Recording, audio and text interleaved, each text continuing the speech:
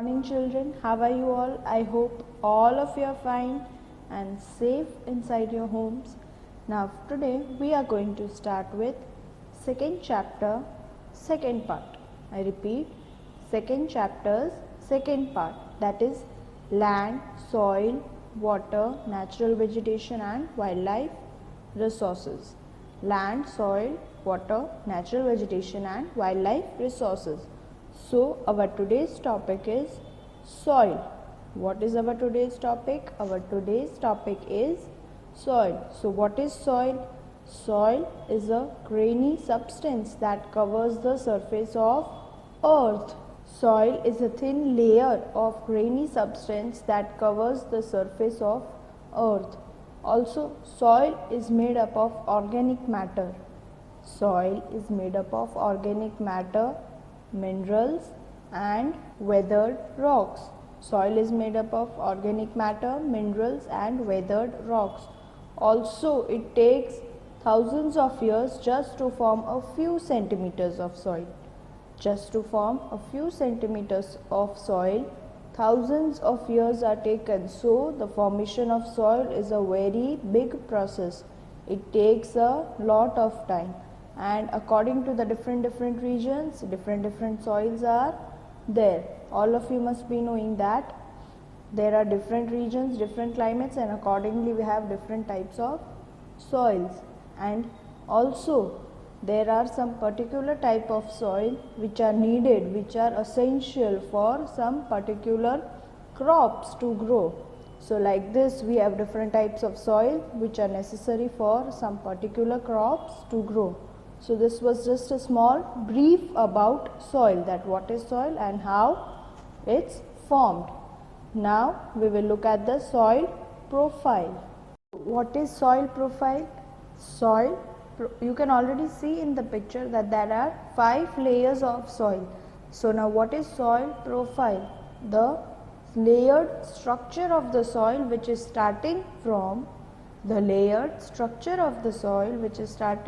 from parent rocks to the soil's top surface. So this is what we mean by soil profile. So now let us start. What do we have at the very below of the picture? So what we have is bedrocks. So at the very below we have bedrocks, then we have weathered rock fragments, then we have subsoil, then we have topsoil, and then at the top we have humus. So this is how 5 different layers of soil are formed, and this is what we call soil profile. It's a very important topic and you need to go through this figure also. You need to learn this figure also. So this was about soil profile, where we have a layered structure of 5 different layers of soil which are very important. So this was about soil profile, and also all of you know that there are different types of soil in different types of regions. So according to the type of soil, the crops are grown. So this was about soil profile.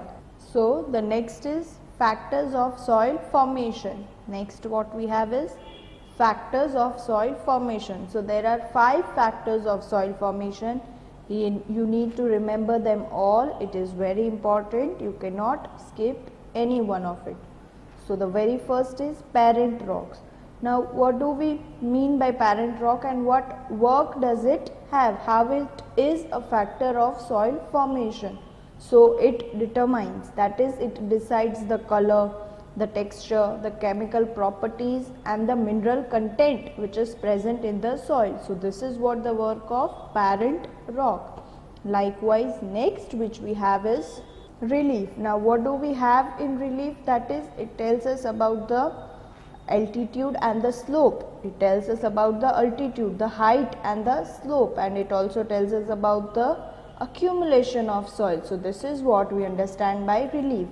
So far we have learnt 2, parent rock and relief. So now let us know the third one, which is flora, fauna and microorganisms. I repeat, flora, fauna and microorganisms, and these affect the rate of humus formation.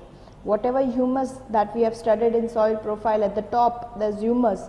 So whatever formation takes place, it is because of this flora, fauna and microorganisms. Likewise, next we have is time. Time determines the thickness of the soil profile. So likewise, we have time which determines the thickness of the soil profile, and at last we have climate. Lastly, we have climate which determines the temperature and the rainfall. So these are the different 5 factors of soil formation which is very important. You need to go through this topic particularly.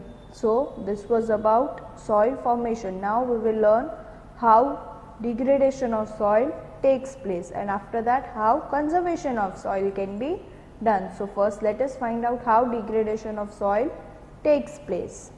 So how soil degradation takes place? It is mainly because of soil erosion and depletion of soil resources, because of which soil erosion takes place. Now who's responsible for such soil degradation? It's the human activities and the natural factors that are responsible for such soil degradation. Now how in other ways soil degradation is done? It is because of overgrazing, overuse of chemicals, fertilizers, pesticides, insecticides.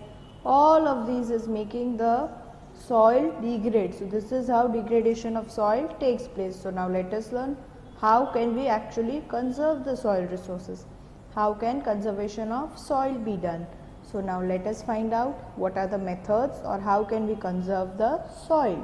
So we can have the soil conservation by preventing soil erosion, reducing the degradation and conserving all the soil resources. So this is just a brief of how we can actually conserve the soil. But now what are the different methods which are used to conserve the soil? Let us find out that. So the first method which we have is over here is terrace farming. Now what is terrace farming? From the picture also you can see that at the height various steep slopes have been made so that the crops can be grown over there also. Broad flat steps or the terraces are made on the steep slopes so that the crops can be grown there also. So this is how terrace farming is done to reduce the surface runoff and minimum soil erosion is possible over there. So this is one of the methods, that is terrace farming. It is one of the methods through which we can conserve the soil and soil resources. Next method which we have is intercropping. Now again from the picture also you can see that there are various alternative rows. There are various alternative rows in which different crops are grown, and they are also sown at different times. They are also sown at different times to protect the soil from the rain wash. So like this we have methods from which we can conserve soil. There are other methods also like shelter belts, mixed farming, crop rotation, in which all these methods are trying to improve the fertility of the soil, and this is how we can actually conserve the soil resources. So now let us have a quick recap of all those things which we have studied today. So first of all we have studied what is soil, what is soil, how soil formation takes place, what is soil profile, what are the how can we degrade the soil, that is how soil degradation takes place, and after that how can we actually conserve the soil, that is all the soil conservation methods. So this is how and this is what we have actually studied in today's topic of soil. So I hope you are all clear with today's topic, that was all about soil. Thank you and have a nice day.